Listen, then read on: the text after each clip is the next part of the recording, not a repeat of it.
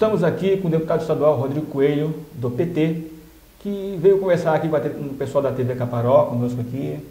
Um prazer receber o senhor aqui. Pode chamar de você, né? Por favor. Né? Eu rejuvenesço uns anos. É um prazer receber você aqui. Nós estamos esse novo empreendimento nosso, do Grupo Folha do Caparaó. E vamos começar falando um assunto mais leve, certo? A questão da conjuntura estadual, econômica, política. Né? O governo Paulo Arthur começou há pouco tempo, né? Existe uma relação com a Assembleia. No começo houve até ficou meio conturbado, né? Um começo meio conturbado, assim, mas como é que está hoje? Como é que está essa relação? Legislativo, Paulo Arthur, como é que está isso hoje? Bom, Marcos, primeiro eu quero cumprimentar você, cumprimentar o Grupo Folha do Caparaó. É importante a gente ter uma TV web aqui na região do Caparaó, essa região do estado que é uma região belíssima, precisa do seu turismo potencializado, as pessoas aqui são empreendedoras e vocês demonstram esse empreendedorismo, trazendo essa inovação para a nossa região. Então, quero cumprimentá-lo pelo empreendedorismo, por essa atitude inovadora. Leve o nosso abraço para o Elias, que é diretor do grupo, enfim.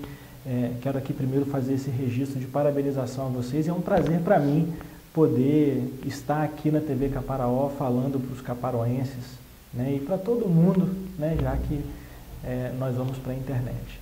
Bom, falando da conjuntura política e econômica do Estado neste início de governo, início de terceiro mandato do governador Paulo Arthur. Primeiro, nós estamos iniciando um momento político diferente, né? Não tem unanimidade, há projetos políticos diferentes que foram apresentados na eleição de 2014. Das urnas saiu uma outorga para que o governador fizesse um terceiro mandato. E na Assembleia refletiu-se a diferença no debate que se deu no momento da eleição.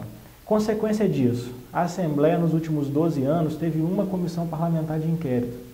Nos primeiros 2 meses de funcionamento dessa nova Assembleia, nós esgotamos o número, tem 5 comissões parlamentares de inquérito funcionando ao mesmo tempo na Assembleia Legislativa. CPI do Pau Preto, CPI do Transcol, CPI da sonegação fiscal, CPI da máfia dos guinchos e CPI dos empenhos do governo do Estado.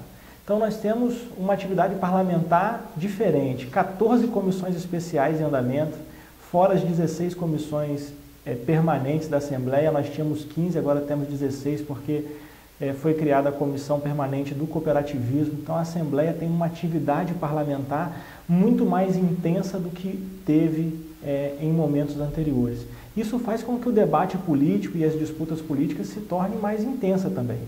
Então, esse conflito entre a Assembleia e o governo ele não existiu efetivamente. O que existiu foi um reposicionamento de forças, houve uma liberdade para o debate que a gente não vivenciava, não porque as pessoas não tivessem essa liberdade, mas em nome da unidade havia um comportamento mais comedido de alguns atores. Hoje não, o conjunto da Assembleia debate abertamente as suas posições. Muitas vezes deputados divergem e contribuem com o governo, divergindo de posições do governo, assim como deputados que estiveram no palanque que opôs-se à eleição do governador Paulo Arthur, porque nenhum deputado se declara deputado de oposição na Assembleia, mas a gente sabe que tem lá uma divergência estabelecida, colocada, uma disputa política que chega na Assembleia como o fórum, o espaço de fazer essa disputa política.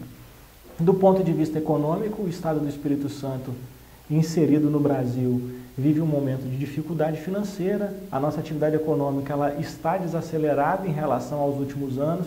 No Brasil, ao longo dos últimos 12 anos, nós experimentamos uma economia mais aquecida, mais acelerada, e agora estamos tendo que conviver com uma economia mais desaquecida, mais desacelerada. Isso faz com que a gente, ao frear a nossa atividade econômica, também tenha uma repercussão na administração pública, na arrecadação. Para você ter ideia, a arrecadação do Estado do Espírito Santo neste primeiro período, ela foi menor nominalmente de 4% a 6% em comparando ao mesmo período do ano anterior. Você diminuir a arrecadação nessa proporção de um ano para outro, fora a correção da inflação que não está sendo colocada, é uma queda substancial. O custeio do Estado aumentou muito nos últimos 4 anos, então nós temos um custeio aumentado em 60% aproximadamente, um custeio com pessoal aumentado também, um custeio de poderes, uma transferência de poderes aumentada. Então isso fez com que o governador tivesse que fazer uma desaceleração também na atividade econômica do Estado, especificamente do Estado. Então segurou nomeações, segurou contratos que estavam em andamento. A gente está, cada órgão do governo que a gente chama na Assembleia para discutir o orçado, os projetos, eles apresentam a necessidade de orçamento para fazer o contratado e um orçamento efetivo bem menor do que se espera e se necessita para realizar o que foi contratado. Então nós temos um Estado que está organizado, se organizando orçamentariamente, porque o orçamento que até agora foi realizado, foi previsto, está sendo realizado. Isso é importante, porque nós temos uma necessidade de profissionalização da gestão. Então é necessário que a gente faça a previsão e o gasto dentro do previsto, porque se extrapolar hoje vai faltar amanhã com certeza. Então tem essa dificuldade. O ambiente é diferente, então o governador precisa ter atitudes diferentes da que teve no passado. Tem demonstrado isso pessoalmente, né? As oportunidades em que ele veio aqui em Iguaçuí tem demonstrado isso. Quando está pessoalmente com as pessoas, tem demonstrado que tem uma disposição para o diálogo diferente, né? Não que nunca tivesse tido, mas tem tido uma disposição para o diálogo diferente. Isso não está disseminado em todas as áreas do governo, é bom que se diga também, porque não adianta vender um cenário de perfeição quando ela não existe, né? Então, é necessário que essa compreensão do tempo novo se dê por todo o governo, e eu acredito que ao longo do tempo isso se dará. Imagino que tenha mais abertura. Essa abertura é vivenciada na Assembleia para o debate e entendo que será vivenciada nos outros espaços. O governo teve projetos importantes que mandaram para a Assembleia Legislativa, algumas iniciativas, como é o projeto da renegociação das dívidas fiscais, que está tramitando na Assembleia nesse momento, de ordem organizacional, burocrática, para receber dívidas que ele não tinha expectativa de receber no curto prazo, mas outras de caráter político, como é o caso da Escola Viva, em que o governo trabalha para implementar uma escola de ensino médio em tempo integral, em turno único, com 9 horas e meia de duração, para a criança, para o jovem, né? Porque no ensino médio nós já não temos crianças, para o jovem ficar na escola com um plano de vida, com oportunidades, e mandou esse projeto de lei para a Assembleia Legislativa. E nós estamos fazendo um amplo debate. No meu caso, eu apresentei 16 emendas para o projeto Escola Viva, todas elas linkadas com o Plano Nacional de Educação. Nós estamos com o Plano Estadual de Educação sendo desenvolvido, vai ser encaminhado para a Assembleia. Então nós precisamos ainda melhorar os mecanismos de debate. Então nas minhas emendas, boa parte das deliberações acerca do projeto Escola Viva, eu encaminho que sejam feitas junto com o Conselho Estadual de Educação, que é a unidade de participação e controle social destacada para deliberar a política de educação junto da Secretaria de Estado de Educação. Trabalha para que seja implementado o custo aluno-qualidade, porque existe um debate nacional para mudar o financiamento da educação. Hoje nós temos um valor no orçamento, 25% no caso das prefeituras e do Estado e 18% no caso da União, para ser aplicado na educação. Só que esse valor é insuficiente e os gestores eles têm que se adaptar e administrar a educação com aquele valor. O que nós estamos querendo fazer agora é a conta inversa. Quanto custa um aluno na escola para que ele tenha qualidade e a partir daí buscar o financiamento para essa educação. Então a lógica do custo aluno-qualidade estar prevista no projeto Escola Viva, ser uma meta a ser alcançada no projeto Escola Viva, enfim, nós buscarmos a eficiência na gestão, foram as emendas que nós apresentamos. Então essa é meio que a conjuntura política, econômica e a estratégia do governo, que eu percebo que é na educação. Então por isso o projeto da Escola Viva foi o grande projeto que foi encaminhado à Assembleia Legislativa com caráter político de mudança na concepção de uma política pública no Estado do Espírito Santo nesse momento. Agora, mudando um pouquinho de assunto, a questão... você às vezes é muito conhecido por ser um político de Cachoeira, apesar de eu saber que você é cidadão aqui do Caparaó, ali do extremo sul, Bom Jesus, verdade, Bom Jesus, de Bom né? Jesus, É de Bom Jesus do Norte. E você tem uma relação boa aqui na região do Caparaó, né? Como é que é essa... e ao mesmo tempo, né, você tem essa relação boa aqui no Caparaó, você é conhecido como um deputado do PT, né? Vou fazer duas perguntas. Como é que é essa relação aqui no Caparaó? E depois vamos para o lado do PT, né? Como é que está a sua relação com o PT? Né? Primeiro, a minha relação no Caparaó ela é de muito tempo, porque antes de me tornar deputado estadual, eu fui assessor do então deputado Carlos Castiglione e tive uma atuação aqui na região por conta dessa assessoria que eu prestava ao deputado. Então, construí muitas relações aqui, venho de Bom Jesus do Norte, então tenho uma intimidade, uma consequência, eu vivi as consequências do que acontece aqui, porque se não tem preservação ambiental aqui, as grandes chuvas desaguam lá em Bom Jesus do Norte. Minha família já foi vítima de enchentes, né, em casa, então a gente acabava vivenciando muito isso. Assim, tem um conhecimento dos transtornos que as pessoas sofrem aqui, vivendo aqui, e também das potencialidades, né, desse povo acolhedor que tem características diferentes de cidade a cidade, mas tem um pertencimento a essa região que é incomum no estado do Espírito Santo.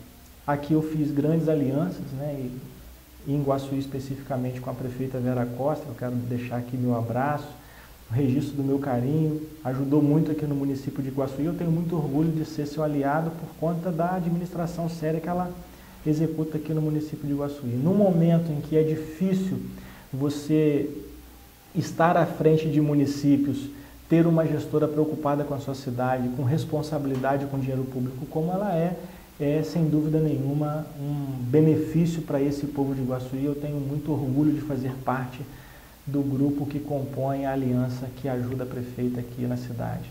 Então, e fora isso, em outros municípios também, em Muniz Freire, né, eu tive a satisfação de ter uma pessoa muito querida que fazia parte da minha assessoria, que era de lá que nós perdemos o ano passado, que é a Rose, foi secretária de Educação e Administração naquele município. Infelizmente, um câncer a levou o ano passado, nós ficamos todos muito tristes, mas também deixou lá construída uma relação naquele município importante.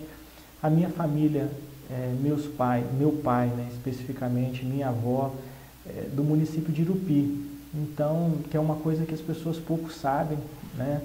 Eu tenho uma tia, irmã de pai, do meu pai, que mora em Irupi até hoje, então tem uma parte da família que está lá na parte mais alta do Caparaó, porque da nossa vivência, da nossa intimidade. Eu não sou uma pessoa que me utilizo muito o fulano nasceu aqui, o outro nasceu ali, né? Porque eu acho que a gente tem que, neste momento em que a política está vivendo, o que você precisa demonstrar é a sua capacidade de trabalho, os seus projetos. As pessoas têm que te escolher pelas ideias, por aquilo que você faz, pelo que você pensa, menos pelo tapinha nas costas, menos você é amigo do meu amigo. Então, é importante que as pessoas levem a política a sério, e levar a política a sério começa na escolha do seu candidato, seja vereador, seja prefeito, seja deputado estadual, federal, senador, governador, presidente. As ideias são importantes, pensar o que se deseja para o seu lugar. Assim, eu tenho uma relação aqui no Caparaó que, para mim, é muito gostosa. Eu tenho prazer em vir para cá e também quero sempre devolver a essa região o meu trabalho, porque eu fui muito bem acolhido aqui, né, por todos os municípios que compõem essa região.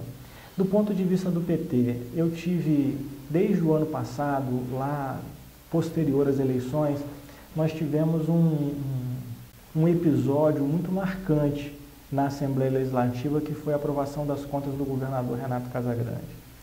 Naquele momento, o que se discutia era o não cumprimento da meta fiscal. Enquanto a presidente Dilma Rousseff mandava para o Congresso uma alteração no orçamento, porque ela não conseguiria cumprir as metas fiscais previstas no início, e ela estava alterando o orçamento para ter autorização de não bater a meta pré-estabelecida. Chegava na Assembleia Legislativa as contas do governador Renato Casagrande, que não utilizou esse instrumento em 2013, E essas contas chegaram lá com o descumprimento das metas.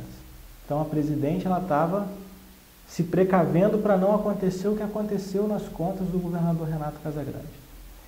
O líder do PSB na Câmara dos Deputados, o deputado Beto Albuquerque, fez uma declaração de que a presidente da República estava convidando o Congresso a cometer um crime contra a nação. E aqui no estado do Espírito Santo chegavam as contas do governador do PSB, que já tinha não cumprido as metas fiscais, e eu não vou usar o mesmo termo que o deputado Beto Albuquerque utilizou. O que isso tem a ver com o PT?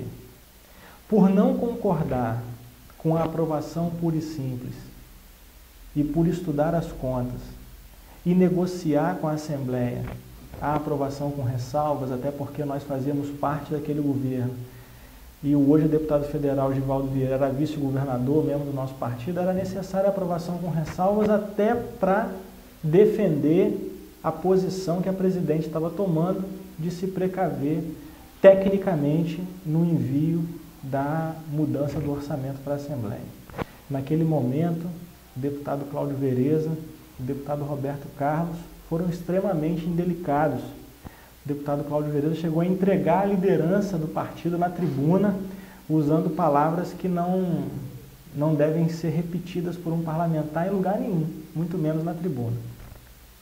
Usou essa entrega da liderança no Facebook e muitos petistas comentavam no Facebook do deputado Cláudio Vereza que iam para a Assembleia para ir para cima dos deputados vagabundos, que no caso éramos eu e a deputada Lúcia Dornelas, que questionávamos as contas porque nós defendíamos uma posição similar à que a presidente da República defendia no Congresso. Então a coerência naquele momento partidária estava conosco e nós éramos atacados porque nós não atendíamos de qualquer maneira. Nos acusaram de subservientes ao governador Paulo Artung, mas ele em momento nenhum atuou naquela prestação de contas e na verdade havia uma subserviência ao governador Renato Casagrande, então não ao governador Paulo Artung. Isso, sem dúvida nenhuma, causou um constrangimento. A partir daí eu assumi um papel na Assembleia Legislativa de conciliar os 30 deputados para conseguir compor as comissões na Assembleia.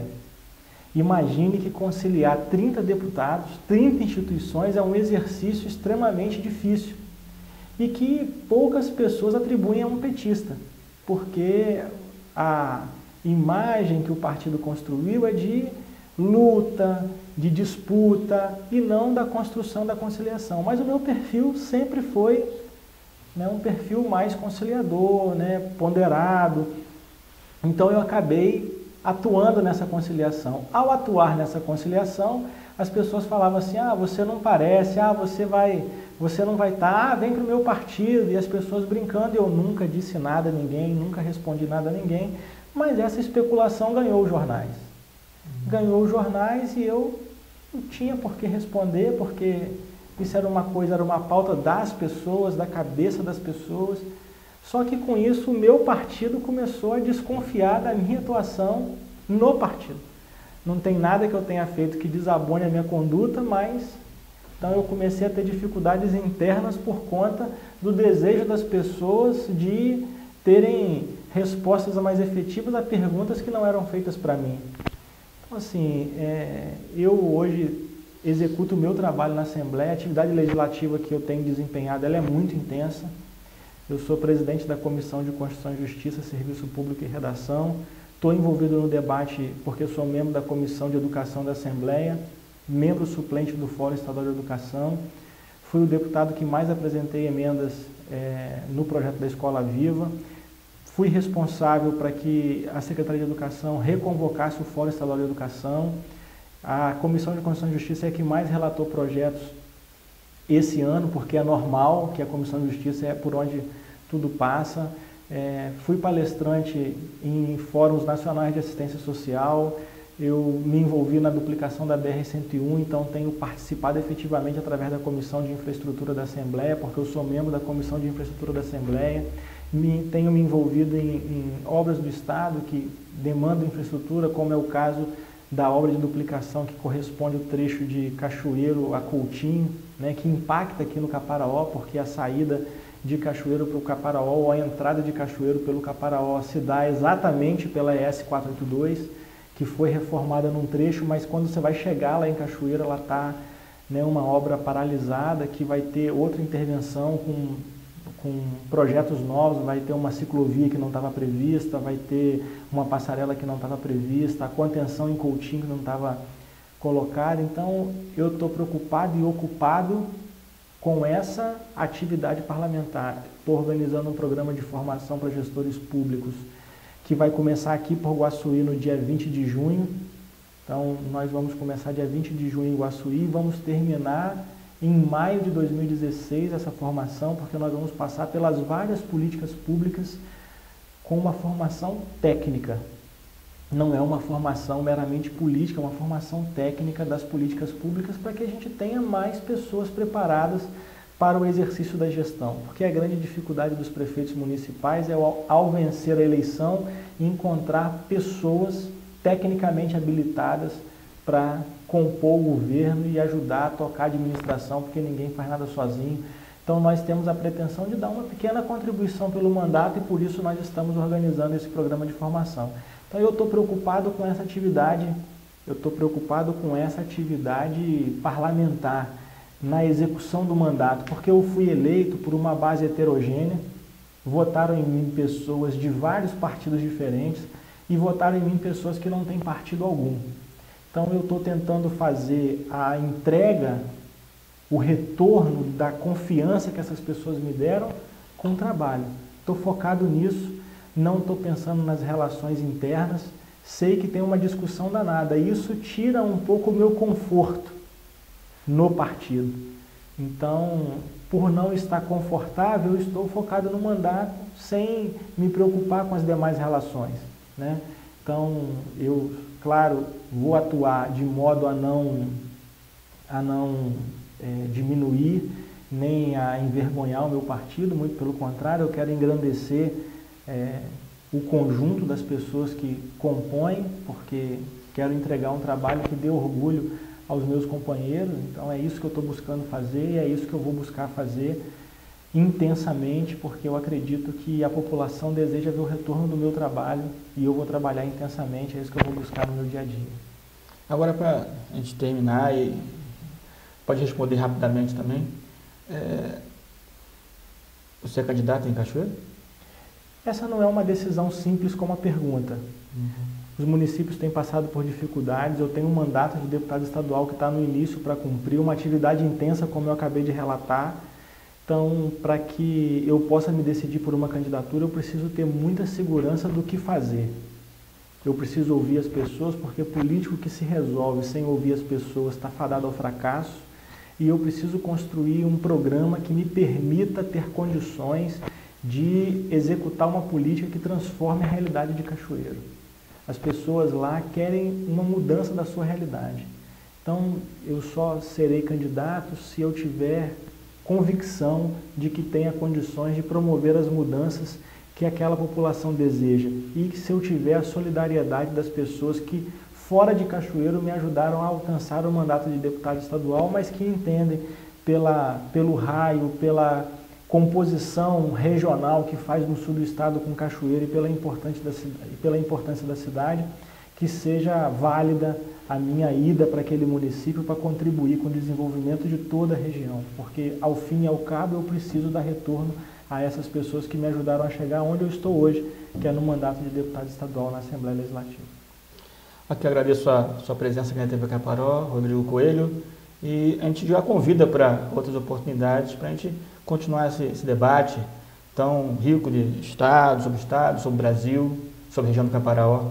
Sempre que você precisar, as portas da TV Caparó estão abertas para você. Muito obrigado, para mim é um privilégio estar com vocês, é uma alegria muito grande poder falar das coisas que estão acontecendo no nosso dia a dia, também prestar conta à nossa população, porque o deputado não consegue prestar contas do seu trabalho todo dia. Então, vocês abrindo espaço aqui na TV Caparaó, sem dúvida nenhuma, é um espaço importante para a gente fazer essa devolução do nosso trabalho à população que acreditou na gente. A você, muito obrigado.